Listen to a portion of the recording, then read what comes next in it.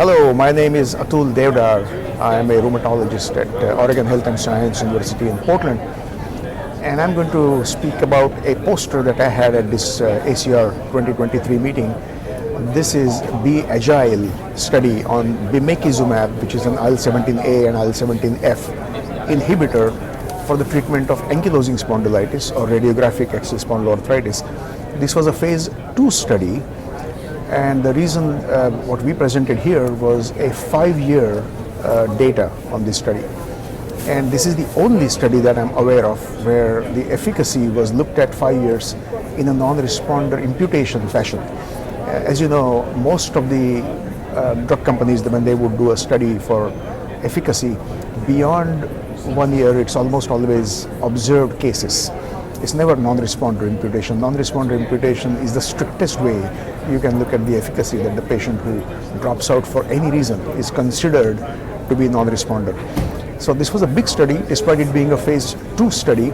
303 patients were enrolled into the study. The first 12 weeks was the double-blind, placebo-controlled. There were multiple dosages of Bimekizumab which were used. And the primary endpoint was at 12 weeks, but between 12 weeks and 48 weeks, it was dose blind. So 160 milligram and 320 milligram, these two dosages were used for Bimekizumab for patients with active ankylosing spondylitis between week 12 and week 48. And beyond week 48, up to week 256, which is 5 years, it was 160 milligram dose, which is the dose which is approved for the treatment of ankylosing spondylitis, as we know.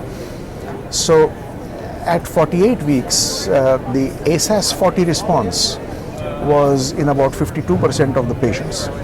And by end of the study, which is 5-year study, non-responder imputation, the ASAS-40 response is 50%, which is quite interesting. The as observed response is 73%. But the non-responder imputation, and that's the importance of this study, the only study which goes non-responder imputation efficacy all the way till 5 years. So that's the ASAS-40 response of 50%, which is pretty good. They also looked at ASDAS, and ASDAS is a continuous measurement, so this is multiple imputation, and the ASDAS went down to 2, and the spinal pain went down to 2. It was starting at 8. When the patients got into the study. By end of 5 years, the spinal pain was down to 2. And so all the efficacy endpoints have been looked at either by non-responder imputation or by multiple imputation, if it is a continuous measurement. They also looked at the safety, and that's always very important when you do 5-year studies on IL-17A and F inhibitor. IBD comes to our mind, and IBD was inflammatory bowel disease. The per 100 patient years exposure adjusted incidence rate for IBD was 0.8 per 100 patient years. The Candida rate was a little bit high, 7.6 per 100 patient years, and these were almost all of them were oral, vaginal, some of them were esophageal, but there are no cases of systemic candidiasis or systemic fungal infection.